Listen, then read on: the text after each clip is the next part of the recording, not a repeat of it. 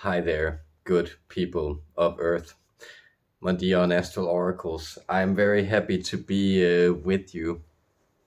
It seems like quite a while, a few weeks at least. Partially, I've got a lot of practical stuff going on in my life that I'm tending to, but partially I'm also just taking a break.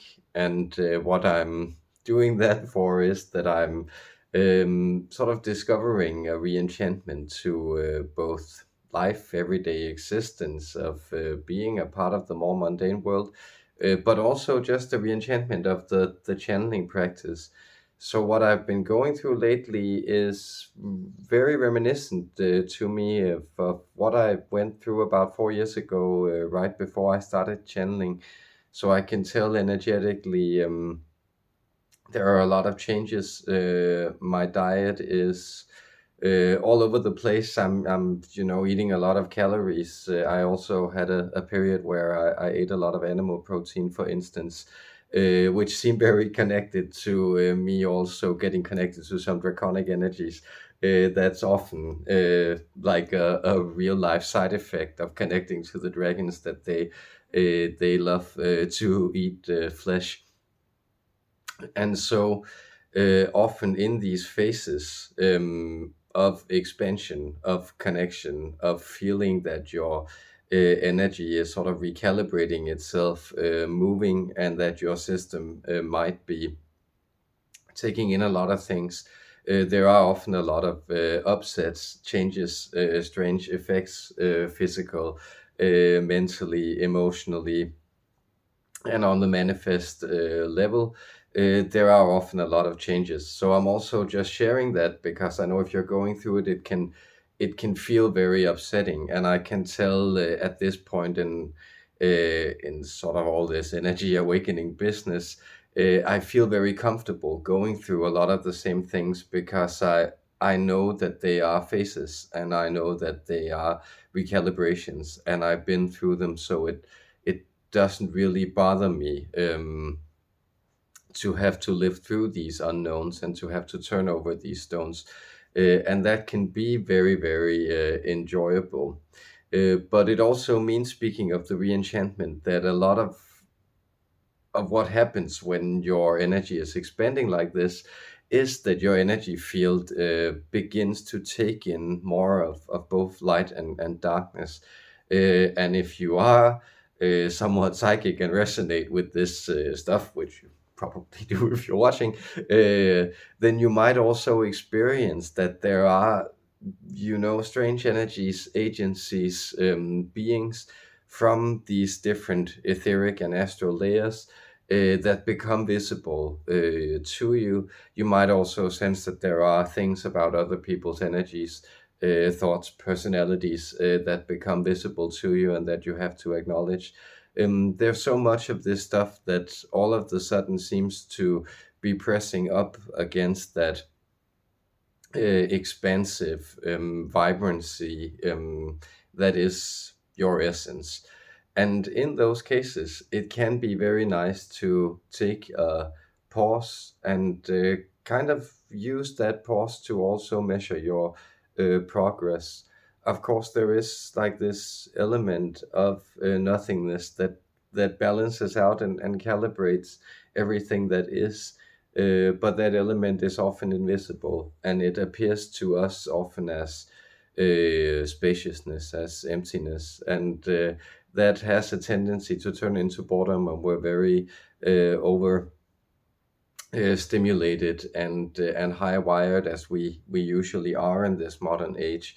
So what I want to do here is that I want to get some advice on pauses and how they also help in guiding ourselves and moving energy in our expansion. And who I want to connect to, I've been really guessing about this because I've been feeling that there were so many energies and none of them seemed quite right at the moment. And also because there is so much coming in and connecting that it can be a little hard for me at the moment also to pick and choose the frequencies and separate the content in that way. But what I arrived at was the Pegasus.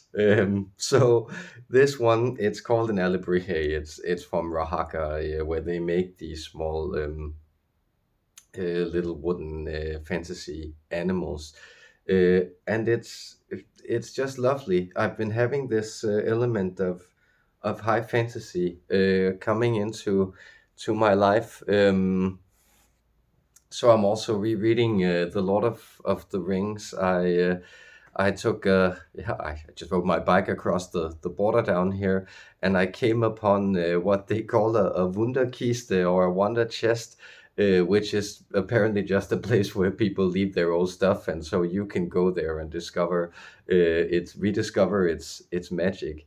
And there was a paperback of The Hobbit in English of all languages, lying around there in that German wonder chest. And I took that as a sign, because usually I read some more kind of often I think grim stuff. So just getting re-enchanted, getting into that element of adventure, fantasy, and that purity, serenity that really exists in Tolkien's universe has been interesting, and also kind of rereading him as an adult and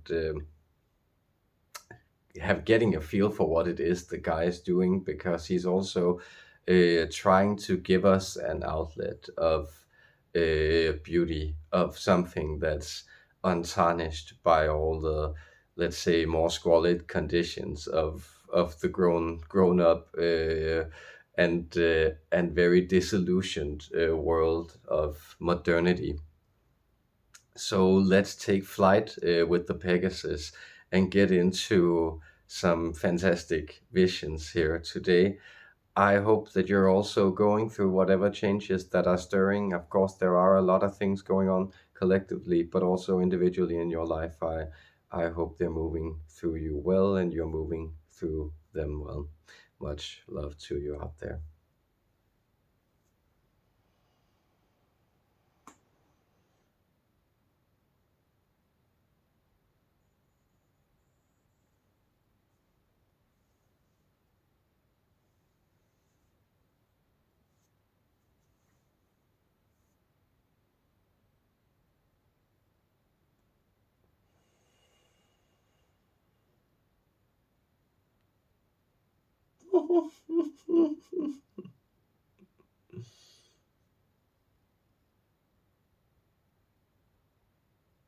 Please to pilot us in, to prepare you to fly from your nestled state and into the wide expanses of open discovery, of open expression.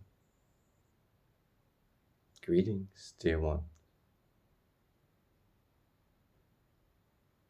I, I speak on behalf of the beings you know as the Pegasi. Let us use Pegasus also in the plural. It just simply seems more pleasant, doesn't it?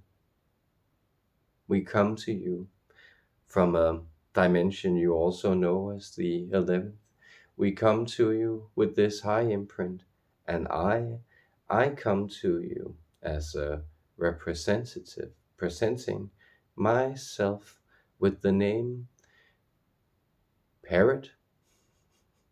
Yes, that is Parrot, Parrot. And I also use this name to give up this colored, radiant vibrancy. Your birds, they have this splendor to them. So many of them have this quality apparent to them, and it becomes even more splendid, even more wonderful to behold when they, as we do, spread their wings and allow for their feathers to be seen, for their wonderful costume to charm the world, to let its movements delight everybody who beholds them as it swerves across the sky, as it glides in the air, as it uses its elegant movements to pass through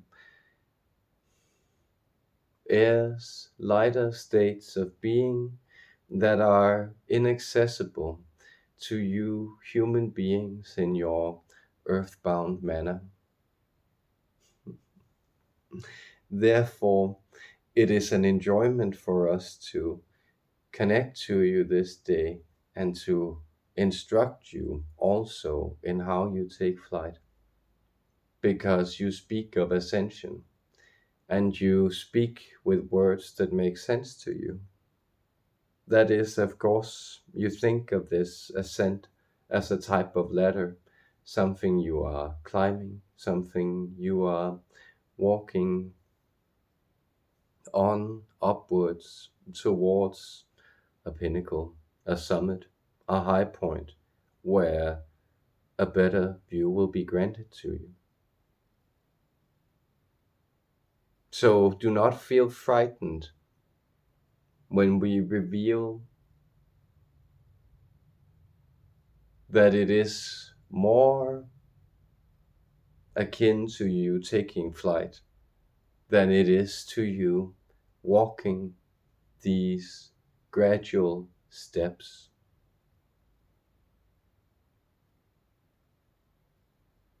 Now, isn't that a difficult position to find yourself in?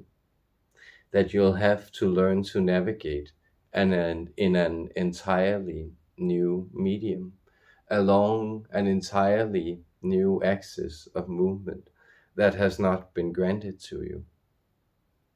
So ascension truly speaks to your ability to all of the sudden become vertical, to all of the sudden master the dimension of ascent. And dare we remind you of descent as well. So you become able, as you soar to new heights, to also dive into new lows, to also examine deeper unknown spaces as you begin to navigate this dimension. This dimension is a dimension that allows for you to shift spaces, planes of existence, surroundings, and vibrancies in a far more intense and far more selective manner than you have done before. Notice then how many of you have realized this in your lives, that you transpose yourself from your mother cultures or the primary matrix you were born into, and you place yourself in new surroundings, you place yourself in new places, you place yourself in new languages, you place yourself in new cultures, you place yourselves in new environments, and you place yourselves in new challenges. And by challenge, we don't mean a euphemism for a problem. We mean learning experiences. We mean the circumstance that you, in your individual life, you are most likely engaged with a multitude of computations, of solutions to unknown problems that can only be thought of as challenges for the human species at large.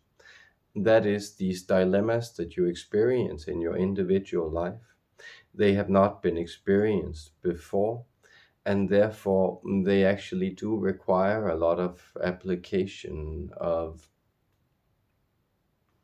invention.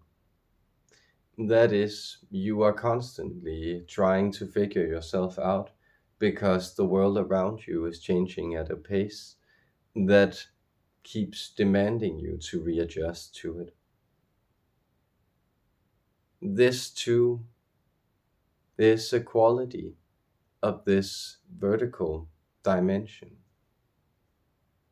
that you are challenged then not only by what comes through you, by what you encounter moving along regular axis, but you are also challenged by the different levels and layers that you are brought to, or that you bring yourself to inadvertently as you learn to take flight and navigate this new axis.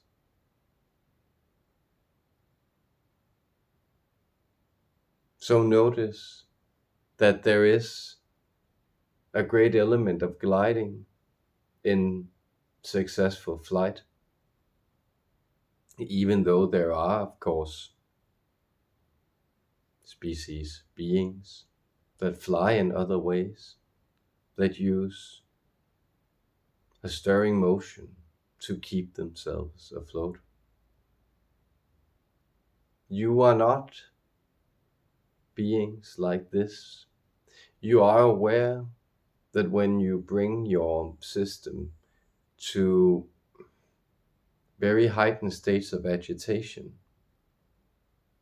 it needs to be a momentary exertion of energy. What suits the human body and the human system well is this gliding interaction with energies. It is understanding when the wind is in the right corner to align with the direction of your personal will, and then to put up a sail. It is not knowing how to break the bank or win the lottery, but it is understanding when it is a time to apply or to store your resources. It is to know when it is the correct time for you to play the lottery and why that would be relevant for you, or why you are actually in a flow, moving in different places through different constrictions that you have placed upon yourself in order to learn to move more concertedly, with more effort, purpose, and direction. So understand that all impediment that you meet, it is for you to learn to move in more helpful ways. Just as strong ocean currents also teach you to both respect the waters and economize your energy when you apply yourself to swimming, so that you learn that through these restrictions, you are actually also discerning where the right headwinds are flowing, where you can catch an updraft, where only the applied amount of movement, of energy, of direction, of willful exertion is necessary for you to flow. Notice how this sensation of gliding, when it occurs, is so very pleasant to you.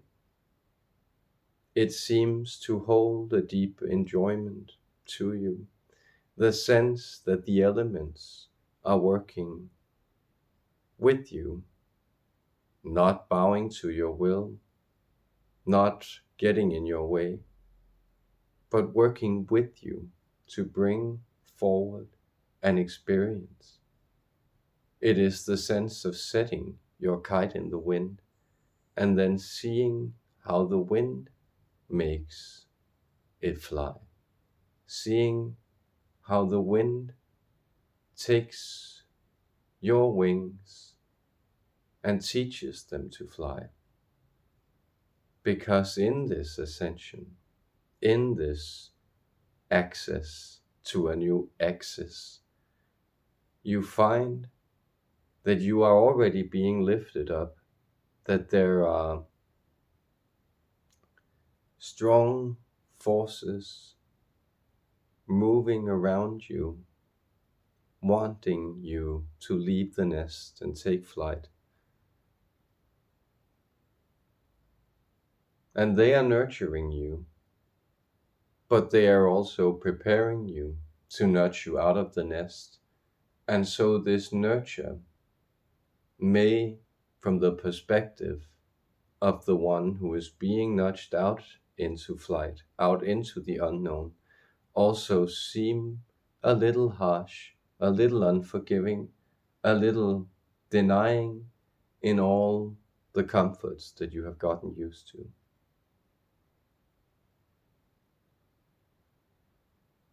So as you are preparing to this flight,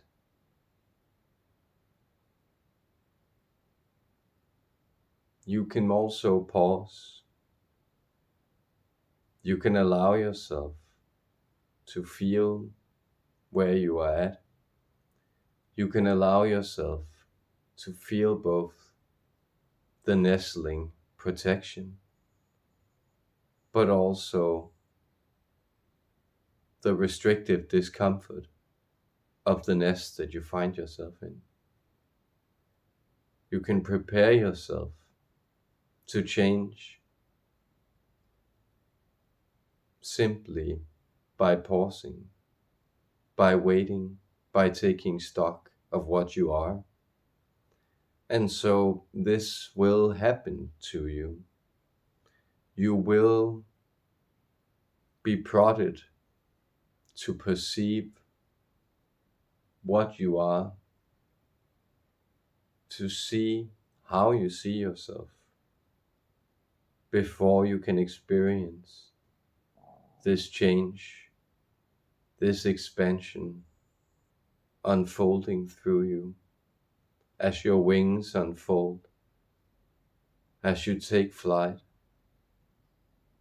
as you catch the headwinds and glide, soaring up into new heights of discovery.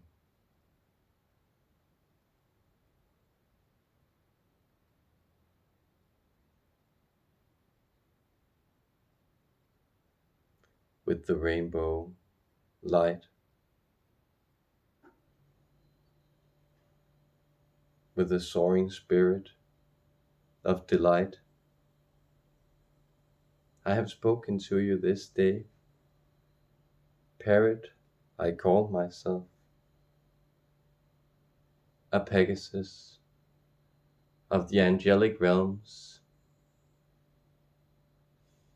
My gratitude, my deep enjoyment of this encounter, this exchange, this flight we shared this day. In love,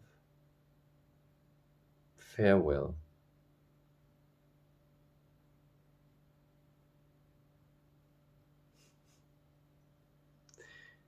That was the Pegasus. I hope that served you guys. Much love out there.